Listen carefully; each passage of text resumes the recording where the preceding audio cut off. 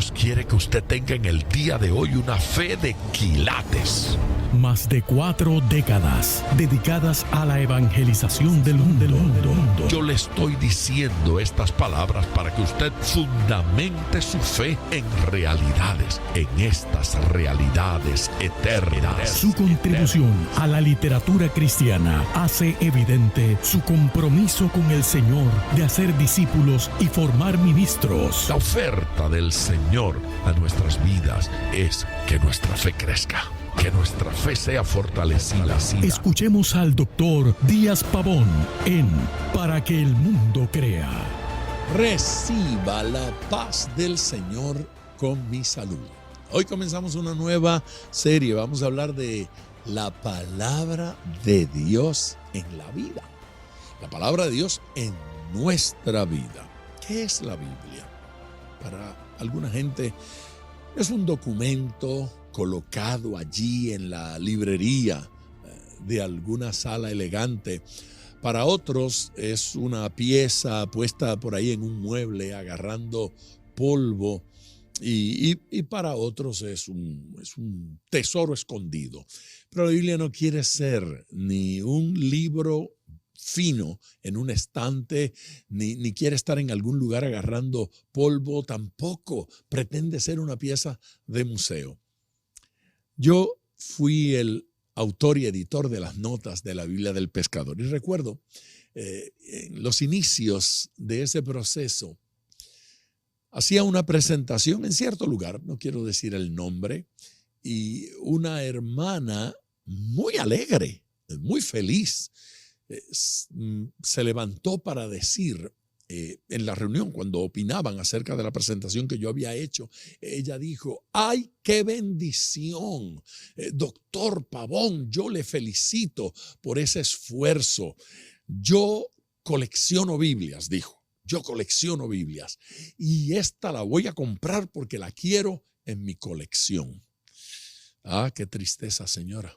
Qué tristeza, querida hermana. Esta no sirve para su colección, le dije. Porque la Biblia del Pescador no es una pieza de colección. La Biblia del Pescador es un documento para leerlo, es un documento para creerlo, es un documento para vivirlo, para ponerlo en práctica. La palabra de Dios no tiene efecto en nuestras vidas si no lo leemos. Colocada en la guantera del auto no nos libra de accidente. En la mesa de comedor no bendice los alimentos.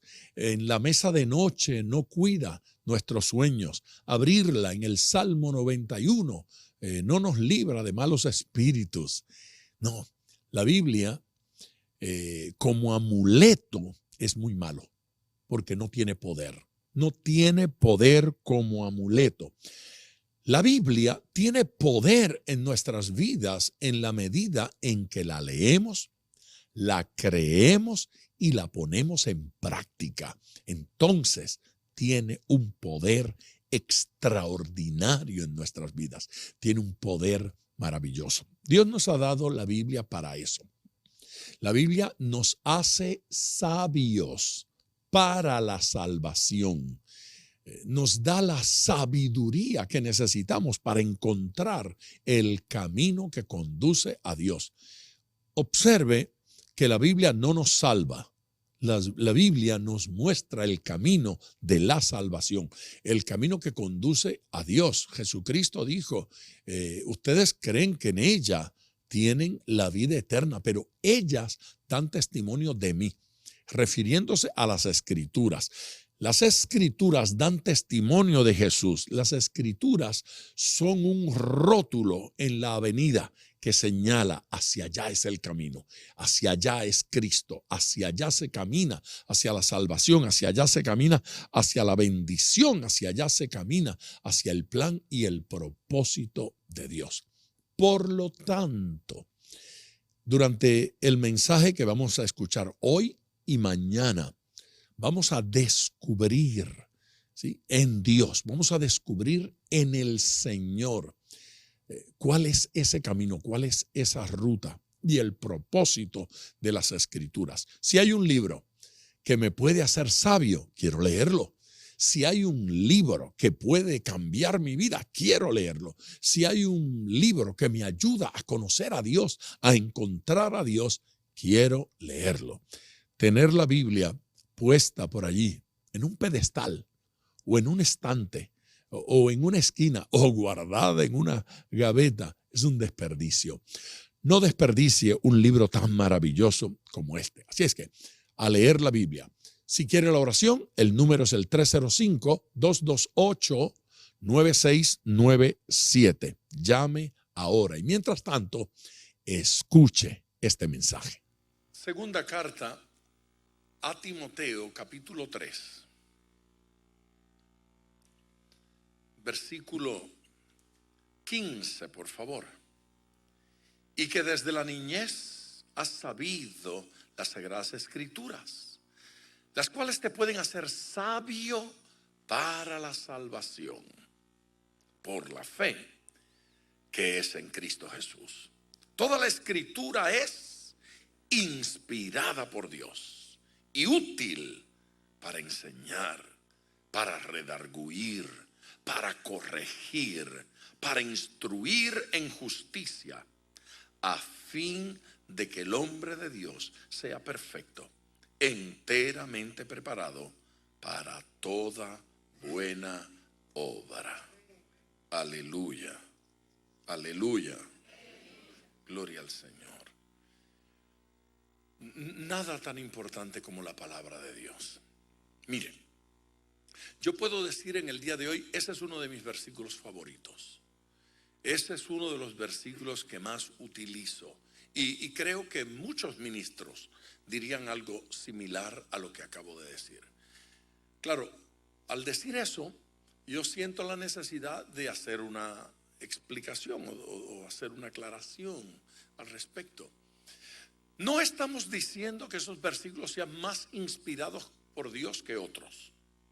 No estamos diciendo eso. Toda la Biblia es inspirada por Dios. Pero hay versículos de la Biblia que son más útiles para ciertas cosas que otros. Si usted está leyendo, por ejemplo, una porción de la Biblia que consiste en los nombres de quienes son hijos y quienes son padres de quién, las llamamos genealogías. Fulano, hijo de Mengano, Mengano, hijo de Sutano, Sutano, hijo de Perencejo. Parece una guía telefónica. Muchos personajes y poca acción. No es muy útil, eso tiene su utilidad, pero regularmente no vamos a utilizar algo como eso para predicarle a nadie. Si usted es consejero, posiblemente usted va a utilizar ciertos pasajes. Fue lo que hicimos en la Biblia del pescador. Identificar qué servía para la consejería, identificar qué era útil para evangelizar a un niño, cuáles versículos eran apropiados para evangelizar a una mujer, cuáles versículos eran apropiados para ministrarle a un homosexual o a una prostituta o a un profesional, a un médico, a un abogado. Cómo evangelizar a alguien o ministrarle en determinada situación. Eso hace que ese versículo sea más útil para mí en un momento dado. Este es uno de esos pasajes ricos para comentar lo que quiero decir en el día de hoy. Claro, se hace especialmente importante cuando el primer comentario que el apóstol Pablo hace a Timoteo es: has sabido la palabra, has conocido las escrituras desde siempre, desde que eras niño, y estas te han hecho sabio para la salvación. La idea del versículo no es que por leer la Biblia fue salvo, o que lo salvó creer en la Biblia o estudiarla. Está diciendo que la Biblia tiene la peculiaridad, esto es importante, tiene la capacidad de provocar sabiduría en nosotros. Eso dice allí, que ella te puede hacer sabio, ¿sí? te puede hacer sabio para la salvación. El que lee la Biblia crece en sabiduría. La gente de vez en cuando se desanima, se frustra, y entre las cosas que hacen es abandonar la Biblia. Están molestos con Dios, ya no oran. Están incómodos con Dios, ya no adoran. Están incómodos con Dios, tiran la Biblia, dejan de congregarse, abandonan esas prácticas que el Señor nos enseñó. El resultado: si no leo la Biblia, no crezco en sabiduría, no maduro, no comprendo. Hay gente que pasa la Biblia en la iglesia porque es su costumbre ir a la iglesia. Fue mi costumbre ir a la iglesia. Fue mi costumbre ir a los cultos. Fue mi costumbre llegar a las reuniones cristianas. Mi papá y mi mamá no acostumbraban ir a la iglesia, pero ellos me enviaban todos los domingos. Estaban atentos que llegara un van de la iglesia. Llegaron a buscarte, así que alístate y sal. Y yo me tenía que ir a la iglesia. Qué bueno que hicieron eso. Amén. Así es que la Biblia se convirtió en algo importante para mí, pero no la leía. Pero era importante. Si alguien tocaba mi Biblia, yo lo miraba mal. Y si alguien insultaba la Biblia, yo peleaba. Si alguien hablaba mal de ella, o si yo tenía la Biblia y alguien se le sentaba encima, yo iba para allá a reclamarle: oye, levanta, esa es mi Biblia. Yo me iba a los campamentos y metía la Biblia en la mochila para ir al campamento. Yo iba a la playa, yo metía la Biblia con mis cosas. Para todas partes yo me llevaba la Biblia, nunca la abría. Ve, así no funciona. El peor lugar donde puede estar su Biblia es la tablilla, la gaveta, escondida. No funciona así, porque la Biblia no es un amuleto. No es una piedra mágica que debo tener en el bolsillo o ponerla en mi cartera. A tiempo atrás estaba escuchando a un predicador. Él envía un pañito ungido, y usted, si lo pone en la billetera, le prospera económicamente. Si me prospera económicamente, compro una sábana. Me envuelvo yo con todo y se llama manipulación. Si se lo encuentran por ahí, díganle que lo dije yo, ¿sí? Para que no lo culpen a usted. Fui yo mismo. Se llama manipulación. Dios no nos dio trapitos para prosperar. Dios nos dio su palabra para prosperar. El que la lee, la cree y la pone en práctica, ¿ven?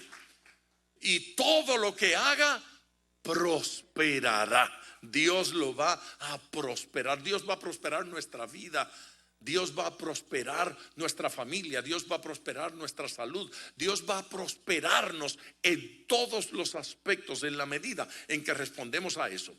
Pero ahora estamos hablando de hacernos sabios. Dios nos hace sabios a través de su palabra. Claro, el hombre moderno no quiere que Dios los haga sabios a través de la palabra. No, el hombre del siglo XXI ya sabe utilizar muy bien el microondas.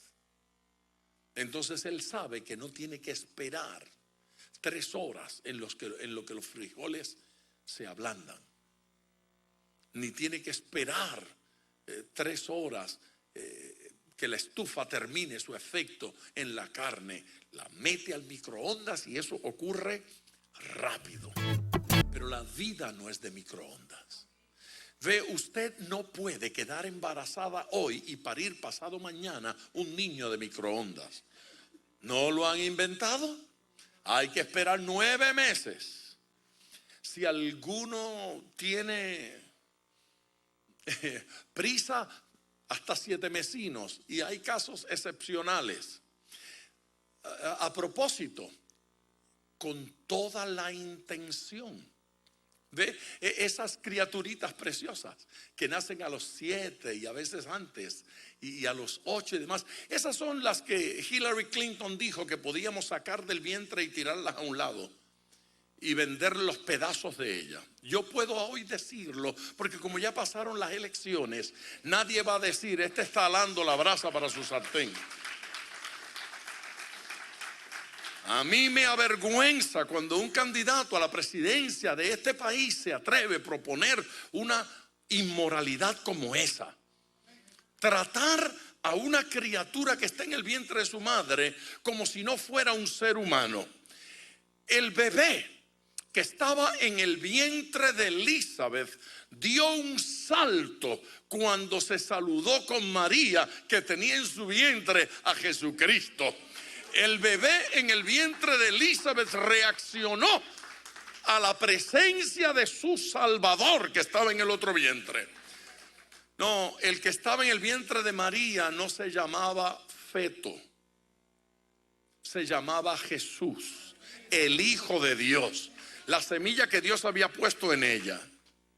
Y el que estaba en el vientre de Elizabeth tampoco era una cosa.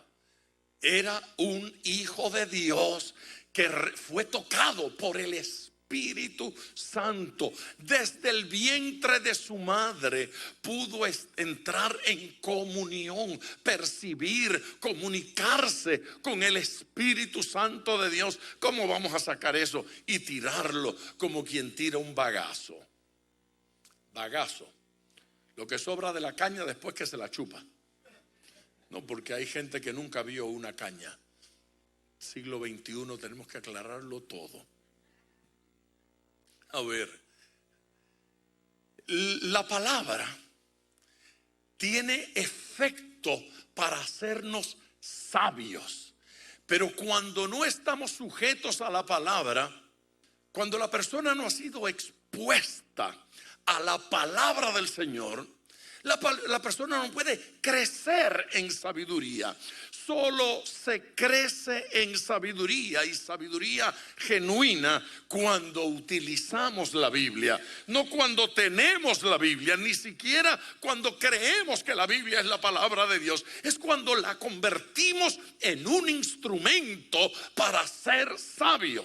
¿Quién quiere ser sabio? No lo disimule. El que quiere ser sabio no puede dejar la Biblia de un lado.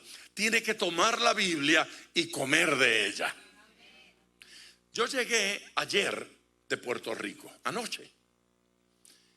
Llegué de Puerto Rico porque tuve que ir a Puerto Rico de emergencia. Tuve que ir allá porque la madre de un pastor amigo, el pastor Emérito González, partió con el Señor, y yo tuve que viajar de emergencia para estar en el velorio, en el culto funeral, y predicar allí. Claro, vine anoche para estar en este culto, y esta tarde tomo otro avión y vuelvo a Puerto Rico, porque mañana tengo una campaña en una ciudad que se llama Barranquitas, en Puerto Rico, en la cordillera central, la mejor parte de Puerto Rico, allá arriba en la cresta de la cordillera. Allí voy a estar predicando con los jíbaros genuinos. El tema es que cuando estaba en este culto funeral, la familia se me acercó, vinieron a saludar. Ella tenía 8 hijas y 2 hijos, y estaban allí todos, las 8 hijas, y todo el mundo tenía algo que decir. Dijeron cosas preciosas, y una de las hijas me trajo una Biblia y me dijo: quiero que utilice esta hoy. Y yo la miré, y es una Biblia de lo más fea y deteriorada que yo he visto en mi vida. Tenía cinta adhesiva, tape, estaba reconstruida por todos lados. Evidentemente las páginas se habían salido y le habían puesto cola, pegamento, y las habían vuelto a meter a la fuerza. Y cuando la abrí, vi que era difícil encontrar una página en el cual no hubiese un comentario escrito a mano. Los versículos tenían palabritas subrayadas, habían asteriscos por aquí y habían frasecitas, y en algunos habían fechas. Esa debe ser la fecha en que Dios me habló a través de este pasaje, la fecha en que descubrí esta verdad. Estaba llena. Esta era la Biblia personal de la anciana pastora que estábamos enterrando, estábamos despidiendo. Era la Biblia que ella había utilizado por décadas. Era la Biblia que la había acompañado. Yo conocí a esta mujer en distintas etapas. Yo la conocí pastoreando en la ciudad, a ella junto a su esposo, que se llama Emérito González, igualmente el anciano, y su hijo mayor también se llama Emérito. El pastor Emérito y la pastora Gloria Esther Pagán pastoreaban en Isabela, Puerto Rico, y allí estuve y allí prediqué y fui a la casa y la conocí como cocinera y cocinaba. Esa señora cocinaba muy bien. Y luego se trasladaron a Nueva York y yo los vi allá en Nueva York y prediqué con ellos y ministré. Y yo andaba en un tiempo difícil, duro, y ella se sentó conmigo para ser mi consejera.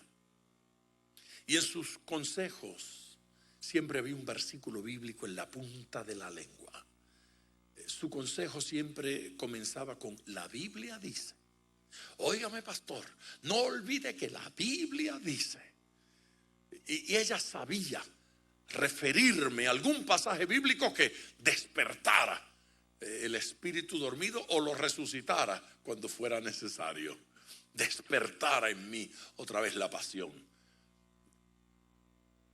Luego ellos fueron a Arizona. Yo la fui a ver a Arizona. En Arizona nos encontramos y hablamos y oramos juntos y ministramos. Ella fue mi compañera de oración. Ella oraba conmigo. Antes del culto, antes de la campaña, se metía al cuartito donde yo estaba. Hermano, vamos a orar. Esa mujer era sabia. No era teólogo. No era un teólogo. No tenía un doctorado en teología, pero conocía la palabra de Dios. Y podía citar la Biblia en cualquier lugar. Ella podía recitar las escrituras, podía recitar versículos bíblicos, versículos apropiados para cada situación. El lugar donde la velaban estaba lleno, no cabía más gente. Estaba todo el pueblo allí. Había una cantidad de pastores y todos tenían un comentario que hacer.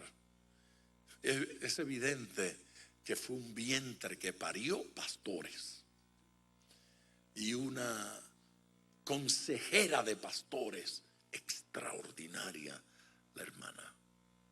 Ver una Biblia como esa, marcada, cada página, la huella de su dedo oscurecía el lugar donde ella lo iba pasando. Fue la más clara explicación de por qué era tan buena consejera, por qué era tan buena mujer, por qué era un instrumento de Dios tan efectivo. Es que la Biblia la hizo sabia. Amén, iglesia. La hizo sabia. La Biblia la hizo crecer. Hace unos siglos, un sacerdote católico que amaba las escrituras se tropezó con ese versículo que dice que el justo por la fe vivirá. Y ese versículo no solo cambió su teología, ese versículo no solo lo hizo escribir, ese versículo cambió su vida. Martín Lutero tuvo una experiencia personal con Cristo. Sus años de sacerdocio no le habían ministrado una experiencia de salvación, pero encontrarse con la palabra de Dios y ponerla en práctica cambió su vida. Es importante decir esto, porque Martín Lutero no fue simplemente un teólogo que enseñó verdades extraordinarias. No fue simplemente un sacerdote que discrepó con la doctrina católico-romana. Habían razones poderosas para discrepar con esa doctrina. Habían razones. Se practicaba eso que llaman las indulgencias. ¿Cuántos saben lo que son las indulgencias? Las indulgencias era un perdón que otorgaba la Iglesia católico romana, no la Iglesia del Señor, la católico romana, aquellos de sus fieles que hacían una aportación especial.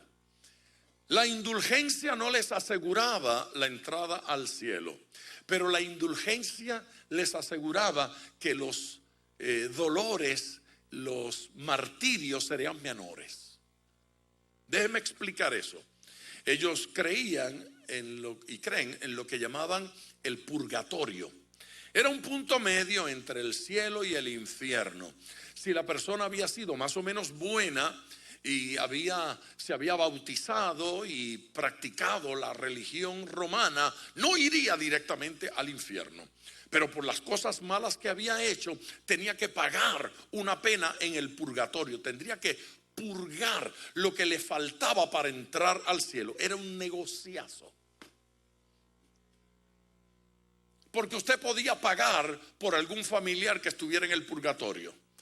¿Se imagina usted tanto que ama a su abuelita y pensar que mi abuelita está siendo torturada en el purgatorio? ¿Cuánto tengo que dar? ¿Cuántas velas tengo que comprar? ¿A quién le tengo que dar una ofrenda para sacarla de allí y llevarla a un sitio nice?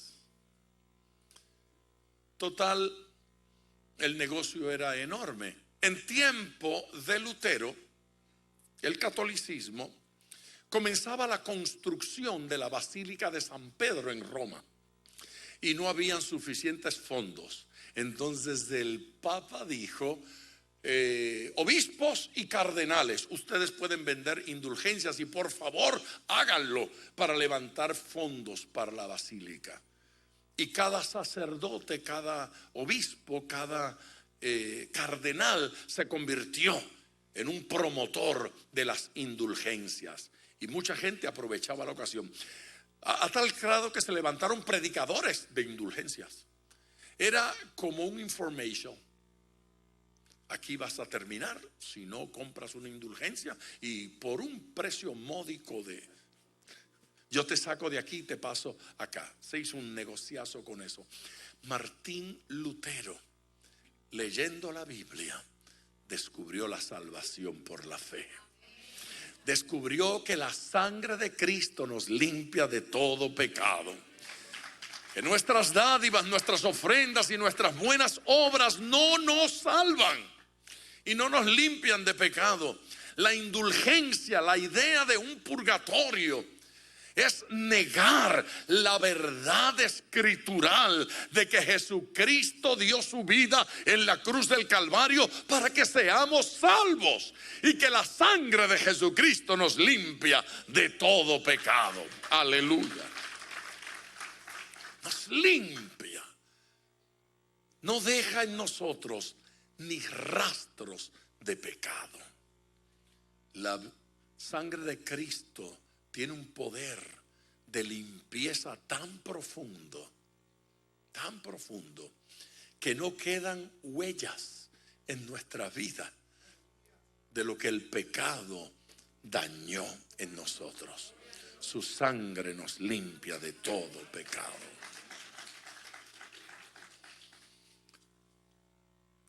Y que desde niño, desde tu niñez o desde la niñez, has sabido las sagradas escrituras, las cuales te pueden hacer sabio para la salvación por la fe que es en Cristo Jesús. Permítame explicar ese segundo comentario del versículo.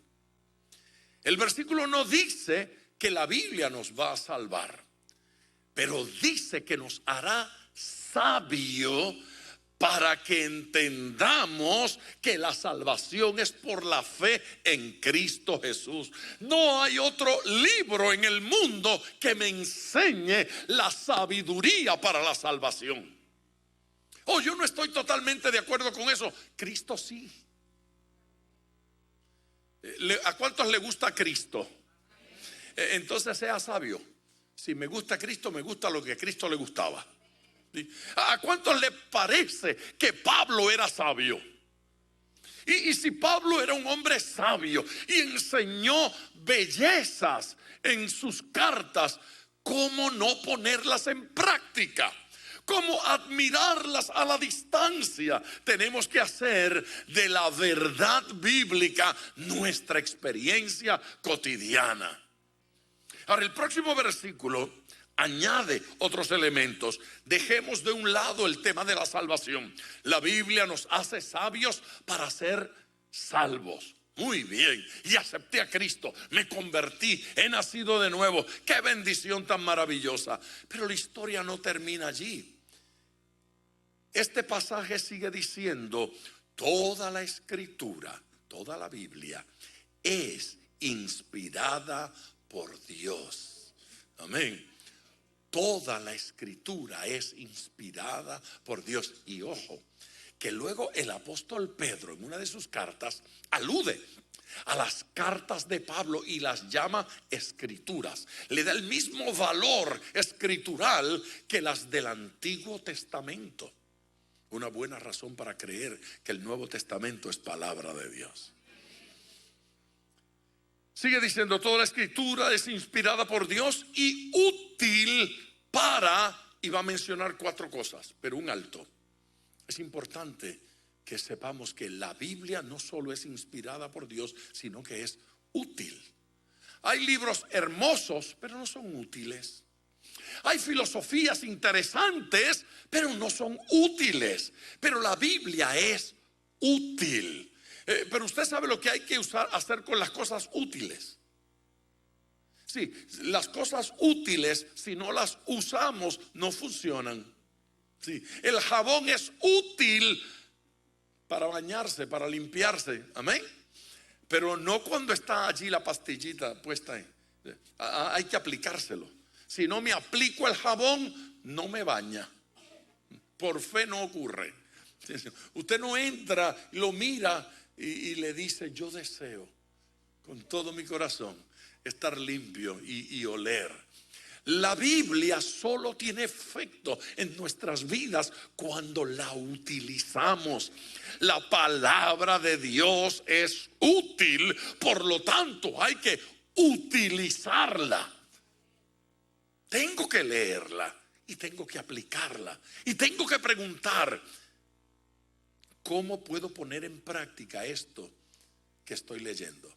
Una reunión, un servicio, un culto como este no tiene un buen fin si al cierre de este servicio usted no se está preguntando: ¿qué voy a hacer diferente a partir de hoy? ¿Qué voy a hacer distinto después de este sermón? A mí me encanta, me fascina, me gusta recibir a los hermanos en la puerta y escuchar sus comentarios. Buena palabra, qué mensaje, pastor. Eso es maravilloso, pero eso no tiene ningún efecto si usted no sale por esa puerta entendiendo qué va a ser diferente a partir de hoy, a partir de este momento. Si esa palabra no provoca un cambio en nuestras vidas, de nada sirve. De regreso con ustedes en Para que el Mundo Crea. Es tiempo de orar, es tiempo de ir delante del Señor. Esta palabra nos habla de la importancia de la Biblia en nuestras vidas. Hay que abrir el corazón a esa palabra. La Biblia tiene que ser creída. La gran batalla del diablo contra usted es hacerle mal entender las Escrituras. Es hacerle rechazar el libro de Dios. Pero ese libro nos fue dado para que creyendo le conozcamos a Él. Si no ha llamado todavía, hágalo ahora. El número es el 305-228-9697. Lo repito, 305-228-9697. Es de vital importancia su llamada en el día de hoy, porque dice que usted está decidido, que usted está determinado a buscar de Dios. Permítame orar con usted o por alguno de sus familiares o situaciones. 305-228-9697. Oremos. Padre Celestial, gracias por los que están llamando en este momento. Gracias por aquellos que están respondiendo a tu palabra, respondiendo a esta enseñanza. Glorifícate en sus vidas, Señor, y concédeles experiencias personales, íntimas y directas contigo. Glorifícate, Señor, en sus vidas. Glorifícate, Maestro bueno, en todo lo que hacen, en todo lo que viven, en todo lo que experimenten. Que tu gloria sea sobre ellos. Que los enfermos reciban sanidad. Y no importa la necesidad, Espíritu Santo, extiende tu mano y toca. Extiende tu mano y ministra. Extiende tu mano y bendice en el día de hoy. Tu gracia sea abundante. Por Cristo Jesús, nuestro Señor. Amén. Gente querida, gracias por su amor y gracias por su atención. No olvide nuestro número. Puede llamar en cualquier momento. 305-228-9697. Bendiciones y hasta el próximo programa. Gracias por sintonizar Para que el mundo crea con el Dr. Díaz Pavón. Nuestro ministerio desea brindarle acceso a este programa descargando gratuitamente la aplicación DPM Radio. Para oración, comuníquenos su necesidad llamando al 305-228-9697. 305-228-9697 o en las redes Facebook e Instagram bajo Díaz Pavón Ministries.